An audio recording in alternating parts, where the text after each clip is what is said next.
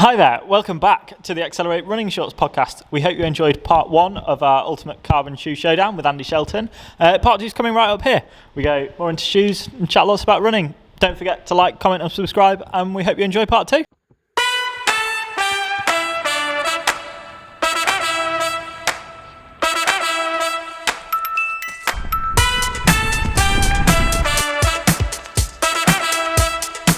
Didn't it much either? No. Let's head to the Adidas. And again we're back to a more traditional foam. Yeah. Doesn't actually feel too soft. Feels like there's a good resilience in there. It is. It's really, nice really pushback. You get a good feel out of that one. That is. And they call that the Light Strike Pro. Yeah. And that's the one with not a plating. That's got. I think that's got the rods. Carbon rods which splay under your foot. Which actually, that's nothing new. No. But it makes also a lot of sense because it'll allow the foot to roll more naturally. It gives the foot the movement it needs. But it's still well stiff, isn't it? Yeah. But it's just a little bit more at either end, if you like. And it's more, I would say, if you twist it. Torsionally, yes. Yeah. So your foot can roll naturally. Yeah. It feels comfortable in all weather conditions as well. That's the other thing as well. I forgot to say about carbon shoes. If it's super wet, don't run in them. Because you ain't going to stand up. You've got to, and that's why a lot of the carbon shoes you race them because the track, your circuits are pretty flat. Yeah. And they're going to be, there's no dramatic corners as such. They're quite easy corners. But that is a you had fun with tight corners, didn't you? In a stacked shoe. And if you've not got your stability there, your big stack shoe is not going to play at all. But that is a really, really, really comfortable shoe. That is, out of them, is my favourite. Oh wow! I don't know why. I don't know why I didn't expect you to say that. I know, but it's one of those strange things. But I've never been a big Adidas fan because of their narrow fit. So I thought I'll get a pair. Just give them a go. They've got the Adizeros last year's one. They've not changed them much. I think they've cut a bit of foam out, save on a bit of weight. They're as good as those, if not, but they are better. Okay. It's that ultimately slight improvements made it. I think the stack's a little bit higher. That seems like a fairly normal width, but they look quite deep. But it's also the more of the racing last, isn't it? That real curve. They do make you feel like you are going to do all right in them. You're going to think, you know what, I'm going to enjoy this race. And for example, I did 19 miles in them on Sunday. Almost like a training run, really. Yeah. Because I know you'd have done that quite low heart rate. Yeah, well, it was a mix, that one. So I upped the heart rate and had low heart rate. Okay. So it was a mix. So it was like, I did 2 hours 20 minutes in that 90 miles. And my legs felt all right afterwards. There was nothing like. Do you need all this stuff at the back? That's just gimmicky. Just looks pretty. Yeah, just gimmicky. You can have it up or down. That's the idea. Have it up or down. I think it's just a little gimmick. Just to say, oh, look at that, isn't it sweet? Again, there's nothing. Again, with all the carbon shoes, there's very little to them. On the uppers, they are all this lightweight woven. And the other thing about the Adidas shoe as well, a lot of it is which makes it a little bit more palatable on the purchase because it's sustainability on that one. They tend to use a lot of recycled products. Okay. Which same with On, they're tending to go veering towards more recycled. Is that on the upper? I guess not with the midsole. Not with the midsole. It's on the uppers. The outsoles. I think the outsoles are as they make them. Probably 30% maybe. But they are tending to veer towards more sustainable materials. You kind of expect Adidas to do that. I know there's been some horror stories from the big brands and what they've been doing from a green point of view and sustainable, and some of you like, wow, that's so bad. But it is. Hope with what EU's doing with Germany, from a recyclable point of view, would be on that. You would hope that. Yeah, that one's had a good set of hammer, that shoe. And if somebody gave me one of those, say we racing that, I would have no qualms in sticking out. Because you haven't tried those, have you? No. But I've tried on some Takumi Sens, which are like a bit more stripped back, and they felt really nice on my foot. Yeah, I must admit, I don't see many of those out there, apart from obviously on a lot of the sponsored athletes. But that to me looks more like a shoe, a running shoe. Yeah. Not sure about the notches they've cut out. I guess it's like everything else, it saves a bit of weight or something. But, strip it back a little bit. And I guess what they're not expecting is perhaps apart from some situations, you're not really going to be falling back on the heel, are you? You're going to be more, which is where they put the outsole. Absolutely. But yeah, no, I can understand why you might like that. It is that, yeah. It's one of those I thought I'll give it a proper go. I'm not a big brand person. So when I used to play football and things like that, it was always more of the like brands that thought about what they were doing. But I thought, you know what, let's give it a go. Everybody seems to rave about it, and I'm thinking, yeah, that's why they do rave about it. What would you give that? That's a 9.5 on me. Wow, that's That right is, up there. What could they change to make it better? It's, for me, it'll be the fit in there. Sometimes it rubs upon your top of your toe there. But if they could do something with that, Probably just where they put the loops for the laces. Probably a bit it more just rubs on the top of your toe. That would be it for me. Those little tweaks like that, shave a little bit off, a little bit more, weight wise, and you've got an absolute. That's it. As they say, as the old footballing where it's a worldie. That one. Okay. You can understand why a lot of the top end athletes do. Sponsored. Yep. Anyway, sorry, silly cool shirt. So, okay, let's jump across. Jump across from Germany to Asia. To Japan. Well, one of our favourite shoes here, and a brand that's chosen to take their business online and direct, so we can't get them for people to try, which seems a bit of a shame when we were planning to, is the Asics Metaspeed Sky, and a shoe that basically just sold out pretty much straight away. I think we've only got one pair left, haven't we? Yeah. Is the Mizuno, which you like, don't you, Harvey? Yeah. You've had some success with that. So talk us what you found with these then, Andy. Which ones first? Those Mizuno or the wherever you- Asics? Well, start with the Asics. Do the Asics Start with first. the Asics. As you can see from that looks like a running shoe. Just. It's got to hoist itself. It'll need hoisting back. Yeah, if we could get a crane, that'd be great. When you look at that one, that just looks like a traditional running shoe. There's no gimmicks about that. There's no. You look at that and that's like, well, yeah, that's what it is. When you look at it from that view, its side profile is totally different. And as we chatted about earlier, the stability in that shoe comes from here, as it's nice and flared. It's the profiling of the midsole. Yeah, absolutely. That has done me a lot of service. It's great for mid-range, fat, pacey runs. Again, I wouldn't use that for a slow, comfortable, easy run, a recovery run, anything like that. You've got to run quick in it again. Yeah, there's no point because you're not benefiting. You're hurting yourself. Yeah. Can you land midfoot on it, or did you feel all the time you've been thrown onto your toes? Very much there. Okay, so where you should be. Yeah. Wasn't too toe heavy, wasn't there. He was pretty much there. And he felt really comfortable in that one. That I didn't have, that was all these shoes. The other thing as well, I'll pretty much say, you can run in them straight out of the box.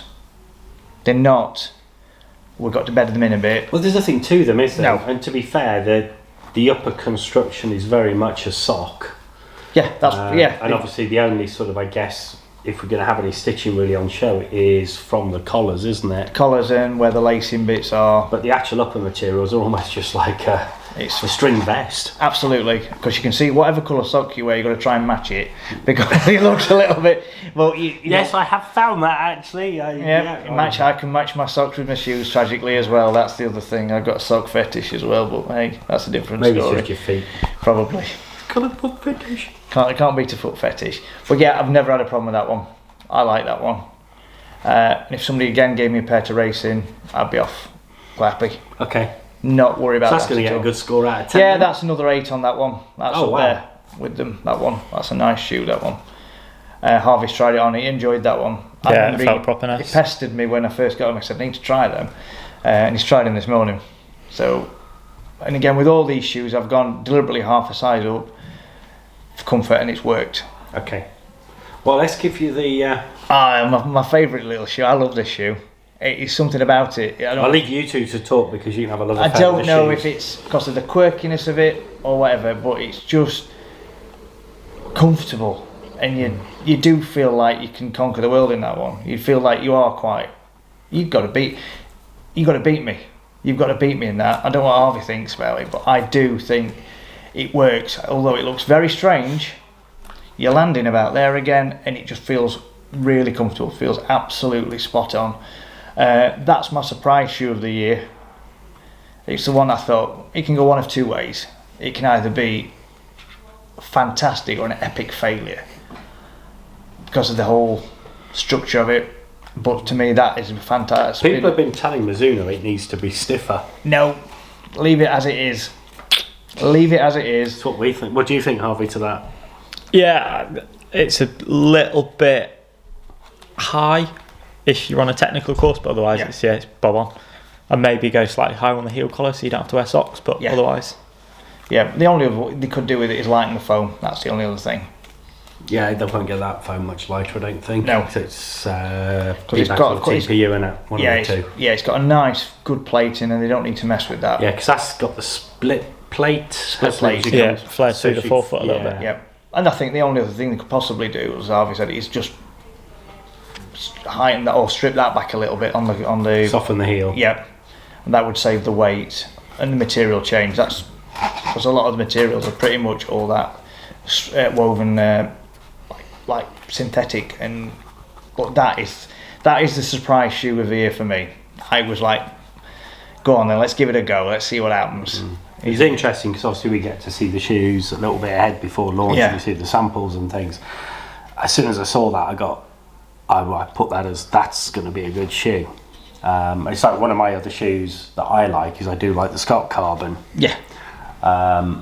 Which we're going to see some changes on that for next year, which we have a test pair on the go at the moment, don't we, in the team, and they're looking very favourable. But yes, it's the that foam kind of shoe came in, and it's like all I say, that. people tried it, I ran on it, and we were saying, yeah, that's working, off they went. And we haven't had any bad feedback. No, I've got a couple of. I'm not one for recommending shoes to people. I never do. I always say, like, pop down here and get properly checked. Don't just take my word for it. But I would quite happily say they are superb. Almost hit that sweet spot. There is. It's something. I don't know what it was for me. I thought they're very quirky. I like that. Is it? I think for me it's the landing pad on the shoe. Yeah. Although it looks like it's curved through the back of the shoe and the heel, it's not. That's just it's not the shape at all. of It's the just the moulding. shape. You think it's but not. It really is designed for that midfoot. Because I got and people propel say, yourself forward. how do you balance in that? That was one of the questions. If you don't, It's balanced. I say you walk in it. It's like it's just a shoe. It's just got a slightly different profile to everything else that you're that you're used to. But we've done some slow filming and that, and it does appear that everybody who's had it on, they are achieving that push through the hamstrings and able to bring the foot through. You do quickly feel enough to get the pullback going for the land. You do feel like you're going like that in that shoe. Yeah, you do feel good. you are going forward.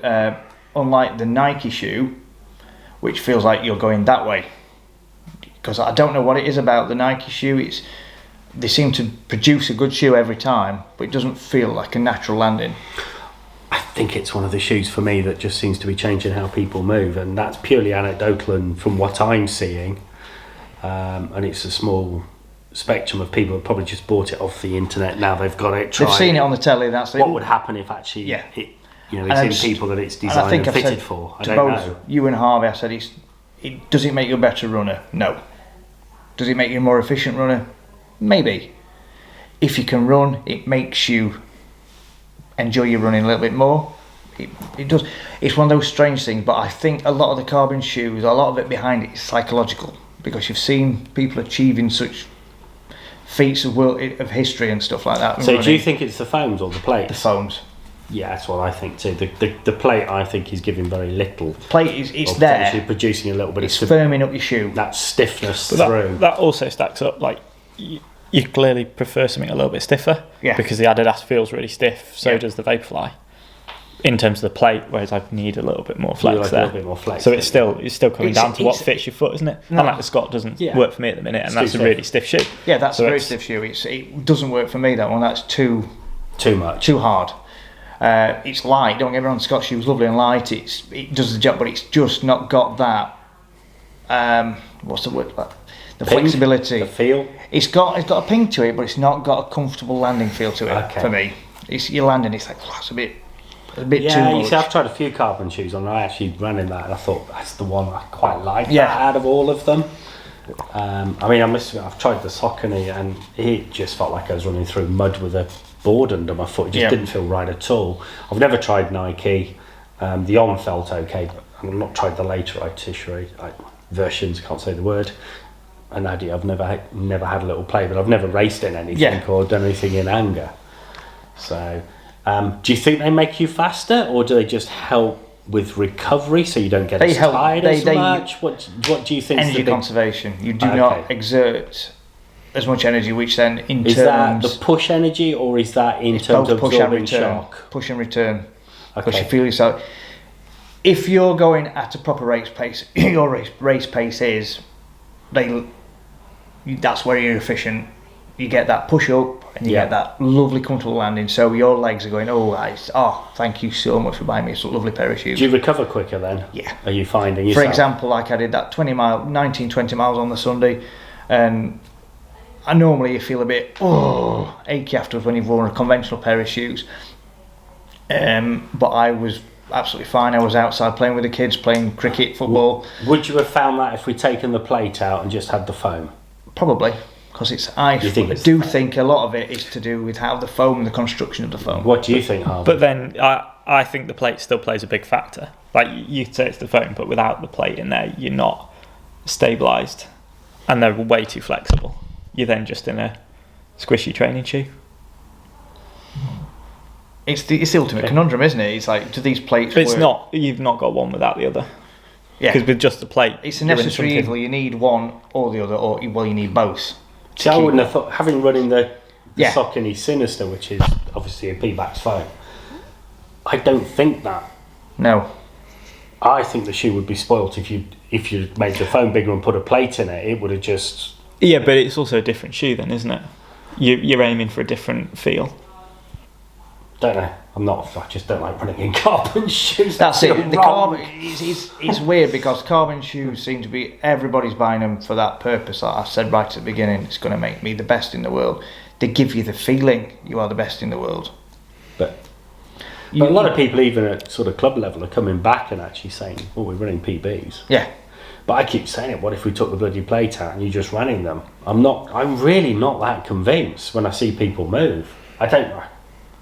I don't know the answer. When you're at the start line, I will say, when I had the Alpha Flies on the start line for 2 races, I could have conquered the world, not a problem.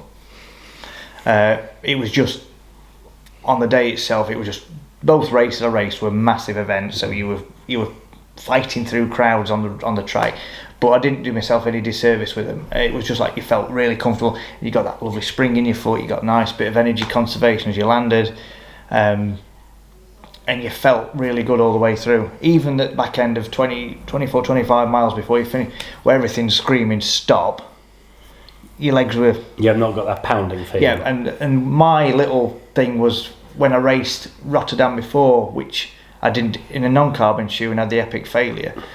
And when I ran it in that shoe, I could walk onto the plane quite easily. Yeah. It wasn't... I remember. I can absolutely remember London Marathon. Oh, God. I've got to go for a flight of stairs. Going down the steps after the race backwards. You had to go backwards. That's the big thing from 159. Like Kipchoge jogged the day after, and he said he's never done that before. Yeah, and I think that's the benefit. That's one of the big savers. Yeah. Yeah. Okay, I can understand that. It's just. But I think it's like everything is. It's horses for courses. Yeah. So what shoe then? Here's the big question. Have you chosen which one you're taking to Berlin? I've chosen one. I don't know. I've got the choice of two. How big's your suitcase? I don't know, because last time I went to Berlin I lost all my shoes. But don't take them all then this time. I recovered them. We got them back. I'm in 2 minds at the minute. I've got to do a bit more work in the Boom Echo 3. I've only done a couple of runs in that one. But for me, it was going to be an Adidas shoe. Okay. I think, for me, I think the Alpha Fly is not for me. It's a good shoe, it makes you feel... But now you've tried others, you think Adidas, for you, that the Adidas, was slightly better for you. It sold itself to me a little bit more on Sunday when I did that longish run at different paces, where I thought, you know what, I've just whacked 19 miles out in just 2 hours, 20 minutes. Okay. Have you found some are better for, say, 10k, or have you found some are better, obviously, for the marathon? Have you found that? They're all got their own little quirky bits. I'll tell you now. Not each one's going to run you a marathon. Okay. Not. So if I said to you we're racing 10k instead of Berlin's now a 10k, you'd wear the pros. Yes. That's interesting, because you said they would be better for you for longer distances. You weren't convinced for shorter. Yeah. Weird, isn't it? But that would feel better for 10 over That. from quick just jogging on the If I treadmill. had to pick that for Okay, why? It feels Lower stack. bit more letting you move. Okay. it is. It's each person preference. But then also you're up a few mil into the Addy, aren't you, for the Mara? If from the Rebellion, because I know it looks big, but you actually sit into it a little bit. Okay. Yeah, so it's easy. As I always say, I won't recommend a shoe. I'll always recommend go to a running shop, get it checked, have a look what you run like in them, and then, because as you said, Stuart, people are seeing them on the TV, on the internet. Oh, well, let's get a pair. Let's see how it works, and then they damage the themselves. carbon boom coming down the road. Yeah. It's interesting. Do you think we need as much midsole, or do you think that's a little bit of a marketing on the shelf? Oh, it's got lots of cushioning. Look at the stack on that. Do you think we need that much? Yes, I do. Cause, if you're wanting to do the longer distance stuff. What do you think, Harvey? Have you got any thoughts on that? I know you've only really gone to half marathons a race. Yeah, I've not ran as far as Andy at all, but for shorter stuff, I probably don't think you need as much. But then before this, I'd wear as light a flat as I could. Yeah. So it skews it a little bit, doesn't it? But yeah, I don't think you probably need quite as much in there. That said, I'm wearing the Pro at the minute, which is massive still. So really, what we're discovering here is there's still a massive. You should try before you buy. Got to. There is the potential for one shoe could work for you and not for someone else, even over what might be coined as a half marathon shoe, or a 5k 10k shoe.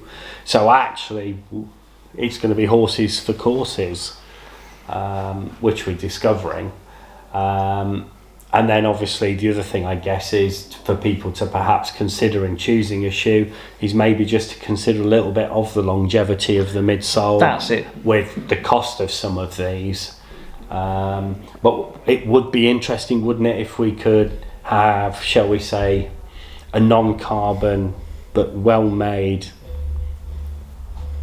shoe with some of these foams, and just to see what would happen what the reaction would be. I just wonder over the shorter distances. I don't know. I think we're all learning. I think there's lots of different opinions. I've spoken to some very good coaches who are trying to get their youngsters out of carbon shoes. That's not just here, it's other people around the country, and saying they shouldn't be in them because the work they're doing with movement is being undone by the carbon shoe, and they want to get the youngsters as natural as possible and as fit and fast before they go into these shoes. And also if they're having to do track racing as well, which a lot of obviously youngsters do, we haven't got that benefit, we've just got the foams. It's a toughie, isn't it? I think it's something that needs a little bit more thought than just buying a pair of shoes. It is. It is not just out going and buying. But if you're buying and investing in these type of shoes, it's thought, not just go with it. You've got to think about the cost. You got to think about longevity. You got to think about what races you want to do. How are you going to rotate them in a shoe cycle? What the course is like as well. Because you found, Harvey, with if it's twisty, you need a little bit less stack. And what's going to match your socks? Like, you've got the rest of your outfit to think about. Everything. Socks, shorts, my vest, and whatever. Thanks, Harvey. That's it. Wow. That's a joke. Yeah. But yeah, it is. No posing in front of the mirror, please, folks. It's a piece of equipment. It's not a fashion item. It is correct. It is a piece of kit. I really am an old bloke, aren't I? No, it's a proper way of thinking. It is a piece of. Are we allowed to say I'm an old fart? Yeah. Probably, yeah. I think we've not been PC'd out of that just yet. No. But I think that wraps most people up. would probably agree anyway. Yeah. I mean, from my point of view, when it comes to race day, the guys have, whoever a coach, they have to choose their race shoe. Yes, if I see something I'm like horrified, I'll let them know, but we'll have done that before race day. And I think we've got to be comfortable that we're rolling up to the start line in what we are A, comfortable in, and B, in a shoe that we feel will enable all the training to come through, and obviously we produce a good time for each individual, and I think that's still important. And I can have all the views in the world, and Harvey will tell you, I said, what are you running in carbon? And he goes, look, I just feel great, Stuart, and I just let you get on with it. Yeah. It's all fine, we have a laugh and a joke about it, and you come back, look at that, another PB. It's not down to the coaching, Stuart, it's the shoe. It's all the shoes. Thanks, Harvey. They can maximise your potential, and that's what they're there for. If you've got that grit and determination, you'll do it anyway. But it still comes down, that on the table is not moving anywhere. No. It's still someone in yeah. the shoe. So they might not hinder you less than something else, but it's still coming down to the person, isn't it? I find the whole thing absolutely fascinating, regardless of what I may or may not think, that it's just a fascinating evolution of what's happening with running shoes technology and where we're at. And it's like, people say, should we have shoes that actually make us run better? Well, we've had, you look at what's been happening in the bike market, torsional rigidity, stiffness, then you're racing bikes, it's not just about the human, whereas for me, running should be about the human. About that, we're racing a human. Are we going to get to a point where you go into the running shop and you can 3D print your shoe out? Probably, but it'll probably cost you a small fortune to then get it made. It'll be where it's exclusive. Because that'll be made to all your... When you analyse your foot and everything, it'll be made exactly to your specifications. And is that where it's heading? In that type of way? Because the way science is developing... And like say, yes, at the moment the cost of that would be astronomical, but in 5 years' time, 10 years' time, is that cost? It's very, very cycling shoes already. It's also very interesting. It's very interesting. It's very. Sorry for the short break. It's actually very interesting to what we're seeing from an environmental point of view. And if we had less wastage by making a pair of shoes to fit, you could see the point. However, what we're seeing with a lot of technology in it, we don't have the same issues now. We say recycled T-shirts. Of a technical nature, they're as good as they are if it's a new virgin polyester or blend of whatever. What we're seeing with recycled shoes, there is actually, with the exception obviously of the uppers, there is actually a downgrade in the performance, say, of midsoles and outsoles by adding recycled content. At this time, I'm sure it will change, and it's like if we take waterproof jackets. The best waterproof jacket is so bad for the environment that basically I think the outdoor industry has pretty much said no. Well, it's banned in 2025, isn't it? You can't use forever chemicals on coats. So that means we're going to have to look after things much more. So there's a lot of change going to have to come, and it's not just the development of carbon. And if people are actually wanting to be environmentalists, don't buy a carbon shoe. To make carbon, there's no good story. Because the only thing that will last in that shoe will be the carbon plate. Yeah, and it's also the manufacture of the carbon plate is not particularly environmental. The carbon plate technically will outlive all of us sat up here doing this now. And it would be interesting to actually see that get to a point where we've actually got it on the outside of the box, where we can actually see what the recycled content is in a shoe, and also what can happen then downwards from the shoe. It's not just upstream, is it? It's what's happening afterwards. And we have had companies saying that midsoles will rot down quicker by using certain materials, but then we've had the problem of the midsoles perhaps don't last quite as long. So there's a whole host of things coming through with shoes, and if we're talking green, I think we've stepped away a little bit from that, unless one of the brands wants to let us know otherwise. I think that would be interesting to hear. Because I do know Nike made a sustainable carbon shoe. How sustainable that is, I don't know, or what recycled content is. On have done fully recyclable shoes, which I've got a pair of, which you run in them, you pay a little premium every month, and they take the shoe off you 6 months down the line and send you another shoe made from an old shoe. So they've got... I think that's great. I mean, the downside to that is you're starting to cut out the retailer again. Yes, you are. And the problem with that is then we're going to end up with people buying lots of shoes that they go for a few runs and go, I don't like these. Then what do they do? Absolutely. You do need that, as I say, you need somebody to look at your feet, look how you run, whether it's going to work for you. I'm very lucky that I can run in most shoes. But some people aren't. Some people are not that fortunate. I'm not sure I could have done what you've done with that many shoes. As you also say that, but you've not got on with a few of them. Yeah, not got on with them. Do you keep them or do you put them on eBay? I keep them. So I like to look at... Just stroke them in the corner. It's like, yes, Lucy, I'll be with you in a moment. Sure, Lucy, I don't sit in the garage stroking those shoes. No, that's what it's called, is it now? Stroking shoes. But I like to see, like especially with those, how it's changed. I used to do it with mobile phones. What? Old mobile phones, see how they develop and evolve, and I love to see how things have changed. It's just a scientist in me. Do you know what? It's weird. I should get that because I do like listening to different pressings of music and different mastering to hear the differences in sound. Yeah, and I just like I say records, but so I kind of get it, but I've never done it with shoes. Shoes, yeah. I think it's great because you can see the evolution of how they've changed things, what they've made, and it's like, for example, that on shoe there, how would you get from that to this? Well, it's got to be everything, has it? It's got to be seeing what works, what doesn't work, and a bit of imagination to solve the situation or to improve something. Sprinkle imagination chucked in there. And a bit of magic dust thrown in for good measure. I've got a really daft question for you, and I don't know whether you'll know the answer. How many pairs of carbon shoes have you got, and any idea how much you've spent? Well, let me look. Actually, do you want the other half to know, or do you want to just keep stum at this point? She just buys whatever she wants. So how many have I got? Let me just have a quick. 1, 2. For example, say I've got 12 pairs, which I probably have and more besides. I was going to say, is it that 12 plus a couple that you don't want 12 plus a couple. So 15 plus a couple. Baker's dozen. Yeah, Baker's dozen plus 2. And you're looking at, so on average, £250 a pair. Okay. I can't. It's almost £3,000. Yeah, it's £3,000, isn't it? Yeah, that's on just shoes, and that's just my own. No, that's just on racing shoes. Racing shoes, yeah. But that's just for my. That's just interest. Your personal collection. Yeah, personal collection. I want to look at what's going to work better.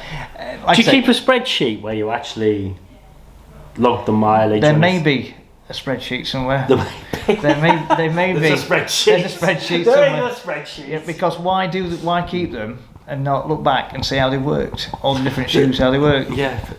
For vinyl, for music collectors, there's Discogs. Perhaps we should have shoe logs, shoe steps. Yeah, anything. But it's just for me. It's that interest. It's the scientific. Can we take bits of this shoe and?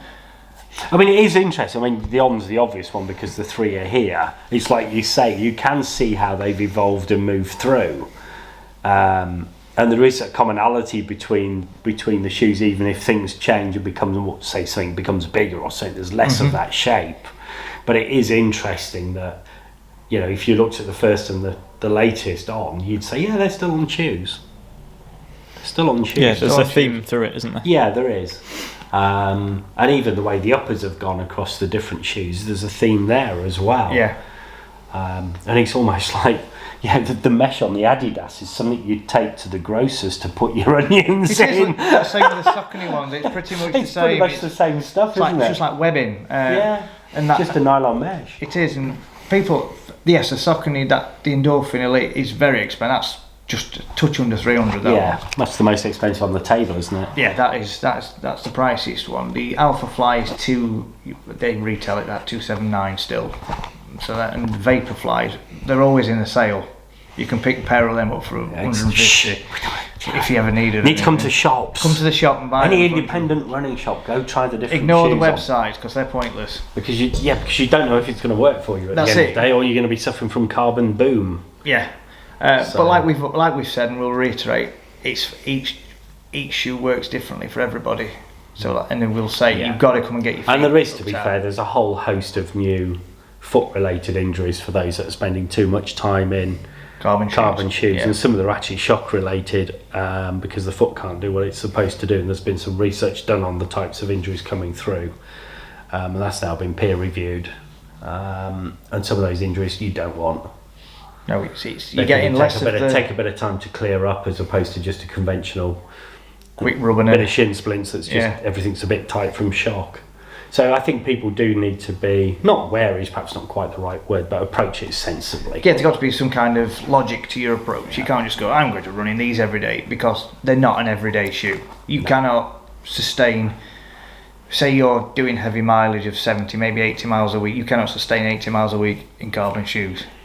Okay, take it another level then, Andy. Where do you reckon carbon shoes are going to go? Do you reckon we're going to end up with just super foam shoes and we lose the carbon plate? Do you think we're going to end up with a mix of offerings so people have a choice? A very mix. Like I've said before, you're going to get to a point where we're going to have shoes by design. But I think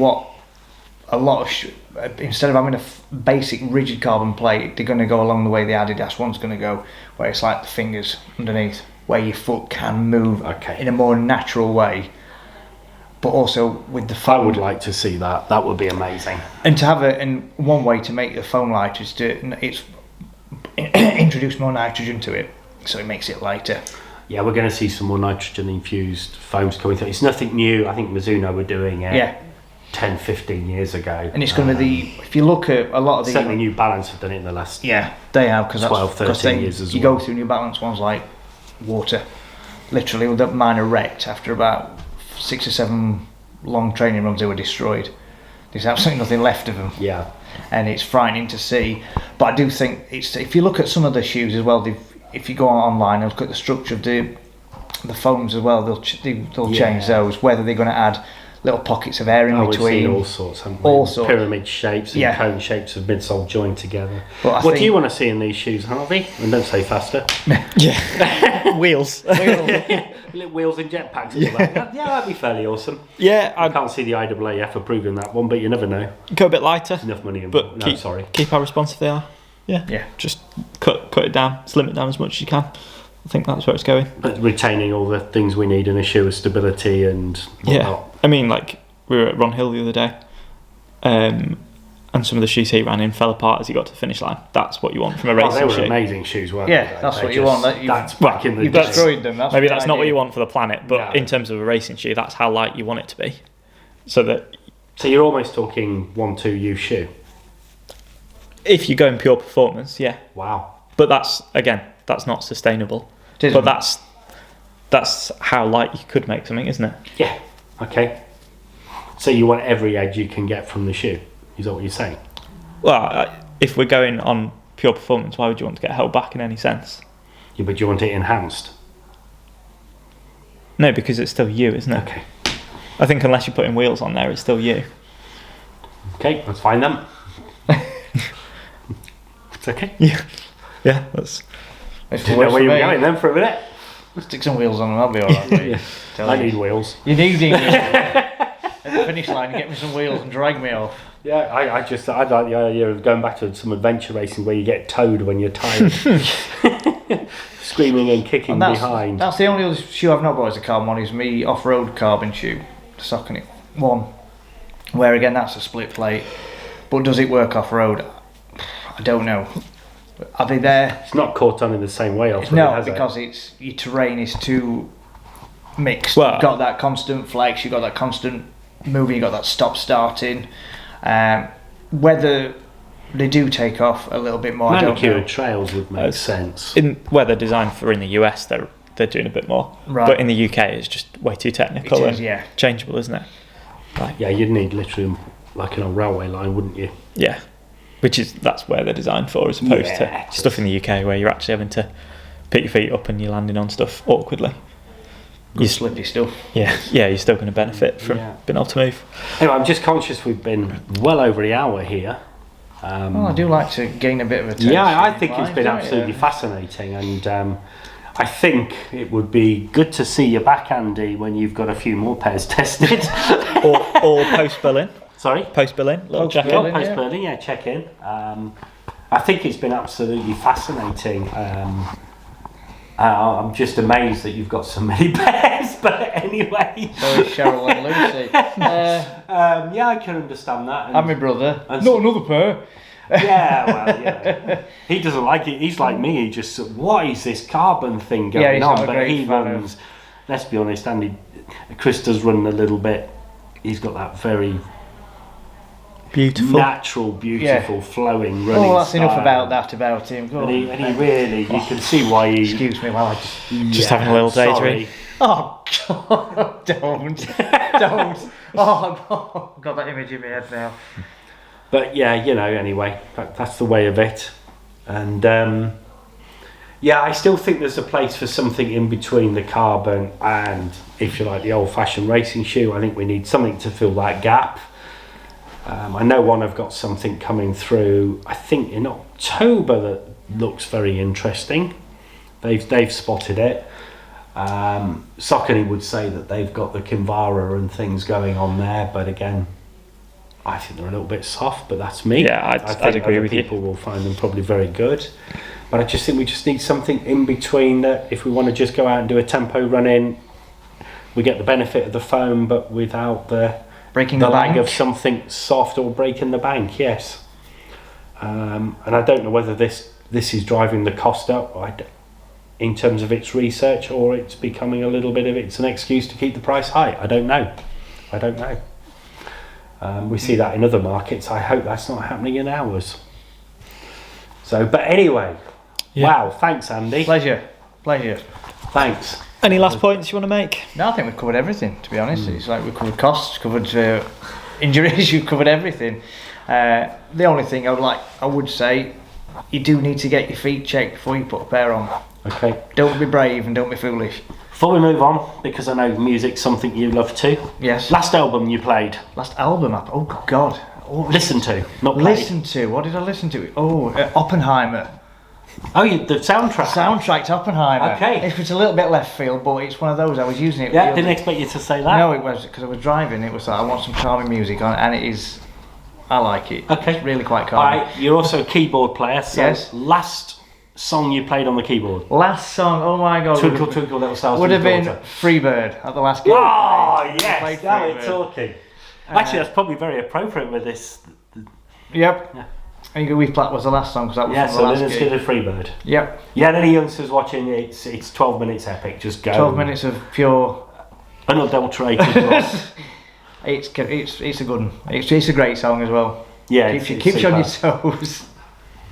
Yeah, I think I've got every version of it, which is weird. But Yes. yeah, you know, So have I, to be honest, because every version's slightly different. And they're all good. Okay, and favourite post-marathon meal? Oh, other than a cheeky little beverage, which I don't drink very often, I am a sucker for chocolate and chips after a marathon. Chocolate and chips. I was guessing chips. Chocolate and chips. Chocolate and chips. That's like the in that advert. order. Don't tell your mum it's choc ice and chips. I like the chips because of the salt. It's quick and easy. I can digest it quickly, and it's easy carbohydrate to Okay, recover. wow. And chocolate because I've got this mere addiction, other than shoes, Lego, music, and things. It's chocolate. I do like the odd bar of chocolate. Okay. And it's like that special little treat at the end of the race.